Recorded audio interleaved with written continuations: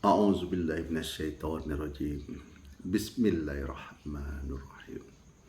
Allahumma shalli ala sayyidina Muhammad wa ala ali sayyidina Muhammad. A'udzubillahi minasyaitonirrajim. Bismillahirrahmanirrahim. Rabbi sadri wa yassirli amri wahlul 'uqdatam min lisani yafqahu qawli. Assalamualaikum warahmatullahi wabarakatuh. Sahabat-sahabatku, saudaraku dimanapun Anda berada, yang setia menemani renungan kehidupan untuk mencari keridhaan Allah, supaya dimasukkan ke golongan orang-orang yang husnul khotimah di akhir hayatnya, mudah mengucapkan kalimat La ilaha illallah.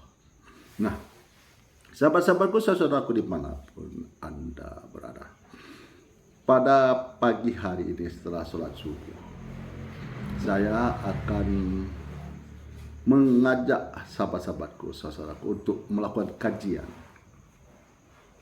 4 teknik dalam berzikir. Jadi 4 teknik dalam berzikir.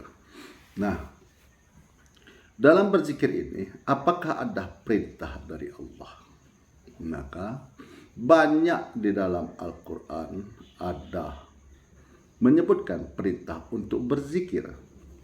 Berzikir ini apa artinya? Zikir itu apa artinya? Zikir itu mengingat. Siapa yang kita ingat? Nama Allah. Inilah yang kita ingat. Jadi zikir ini apakah kita lakukan hanya di luar dari sholat? Kalau kita sholat kita tidak berzikir. Maka untuk memahami hal tersebut, yuk kita simak dengan seksama. Di dalam sholat maupun di luar sholat kita berzikir, karena zikir itu mengingat. Mengingat siapa? Allah. Jadi sholat itu akan mendapatkan khusyuk apabila kita mengingat Allah. Jadi dalam sholat pun kita berzikir, kita mengingat kepada Allah. Bagaimana di luar sholat? Di luar sholat pun kita berzikir, mengingat Allah dimanapun kita berada. Dimanapun kita berada. Bagaimana Buya, bagaimana Ustadz, kalau kita di dalam toilet atau di dalam kamar mandi, kita juga berzikir, tapi tidak kita zahirkan, tidak kita keraskan, tapi kita zikir dalam kolbu. Kenapa? Karena ada orang yang meninggal di kamar mandi. Kalau dia tidak berzikir di dalam kamar mandi, dia meninggal pada waktu itu, maka dia meninggal dalam keadaan lalai. Nah, jadi 4 teknik untuk berzikir ini terdapat di surat Al-A'raf. Salah satunya, dan sebutlah nama Tuhanmu dalam hatimu dengan merendahkan diri dan rasa takut, dan dengan tidak mengeraskan suara di waktu pagi dan petang. Dan janganlah kamu termasuk orang-orang yang lalai.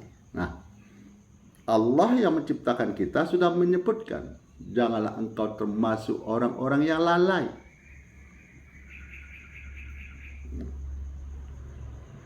Jadi pertama kita itu berzikir merendahkan diri.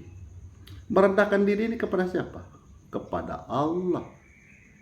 Dengan rasa takut. Rasa takut ini kepada siapa? Kepada Allah. Dengan tidak mengeraskan suara, berarti lembut. Allah, Allah, Allah. Nah, bagaimana Buya? Bagaimana Ustadz?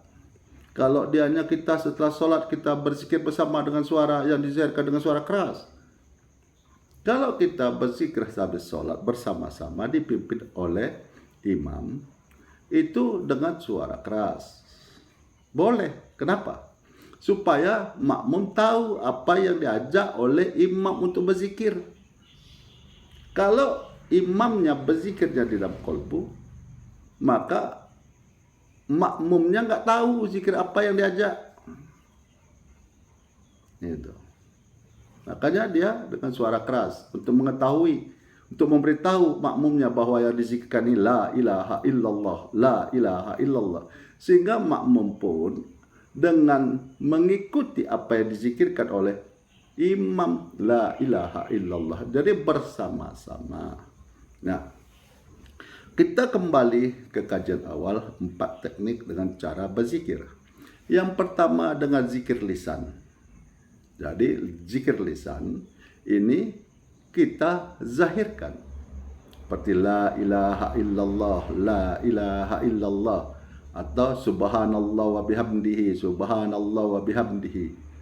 Atau Allah, Allah, Allah, Allah, Allah, Allah. Atau istighfar, astaghfirullahaladzim, astaghfirullahaladzim.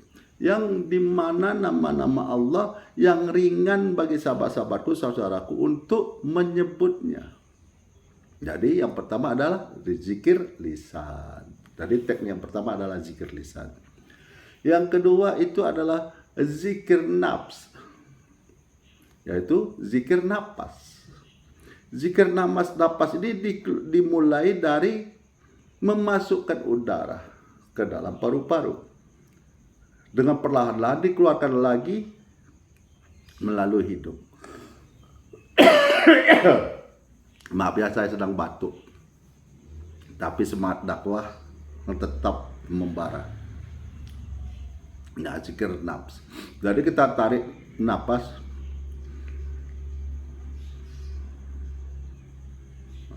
Jadi waktu kita tarik napas itu Allah.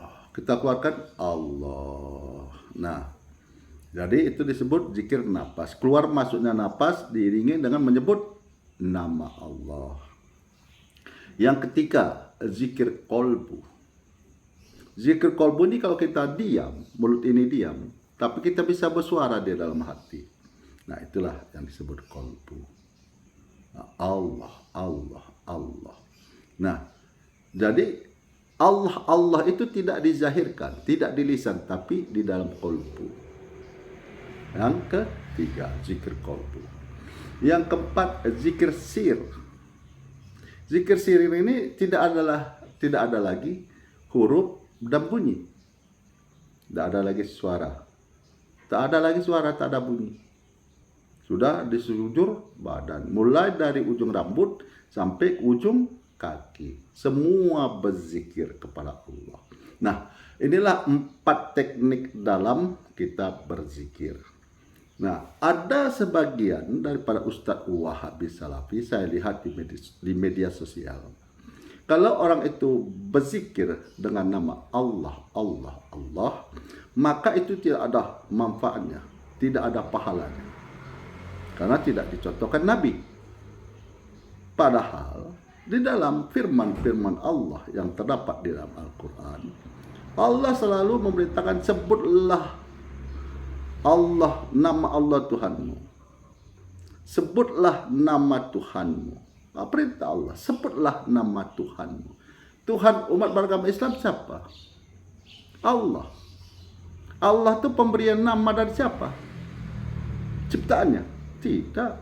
Malaikat tidak ada memberikan nama kepada Allah.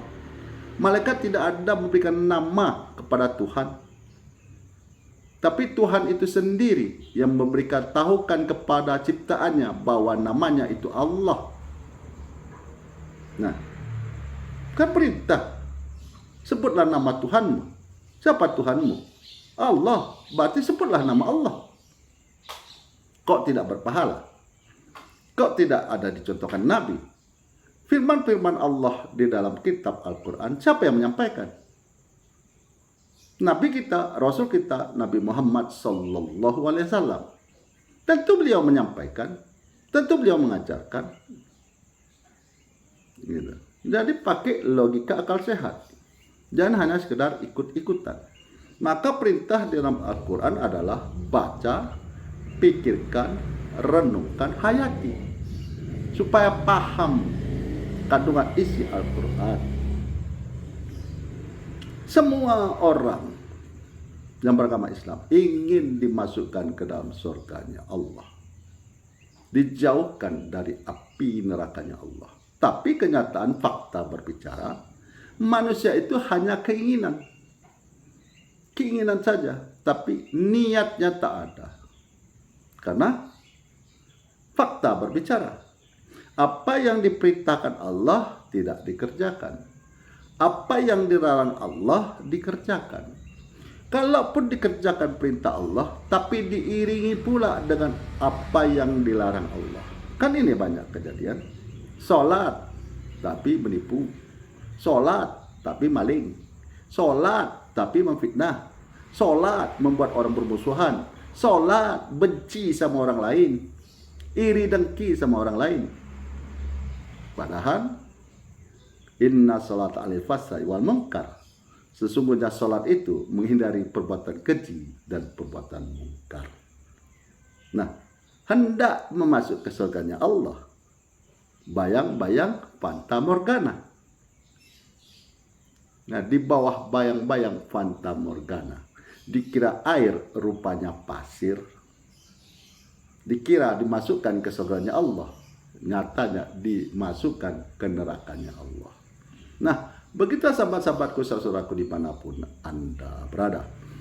4 teknik dalam berzikir, dalam mengingat Allah. Yang pertama, zikir lisan. Yang kedua, zikir nafs, zikir nafas. Yang ketiga, zikir kolbu. Yang keempat, zikir sir. Nah, jadi bagi sahabat-sahabatku, saudaraku yang mengikuti paham Wahabi Salafi, coba pikirkan isi kandungan Al-Quran. Mana mungkin Ustadz Wahabi Salafi menyebutkan dengan berzikir dengan nama Allah, tidak ada dicontohkan Nabi dan tidak berpahala.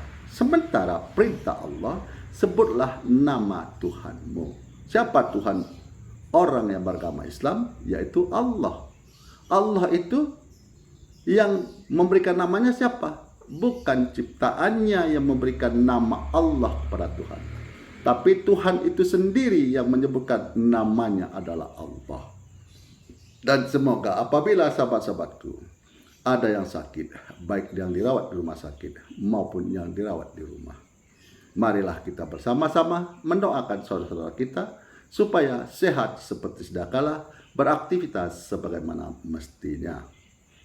Dan sahabat-sahabatku, saudaraku yang setia mengikuti renungan kehidupan ini, semoga Allah perkukuh keimanannya, mempermudah mengerjakan perintah Allah, dan memperberatnya untuk mengerjakan apa yang dilarang Allah, sehingga hidayah Allah melingkupi hidup dan kehidupannya. Nah, jadi begitulah sahabat-sahabatku, saudaraku dimanapun Anda berada. Lebih baik dari bajingan menjadi seorang yang paham agama daripada seorang ustadz atau kiai yang menjadi bajingan. Bukankah Allah membiarkan hambanya untuk berbuat maksiat, setelah itu menyadarkannya untuk taat kepada Allah? Akhirul kalam, saya akhiri dengan Assalamualaikum warahmatullahi wabarakatuh.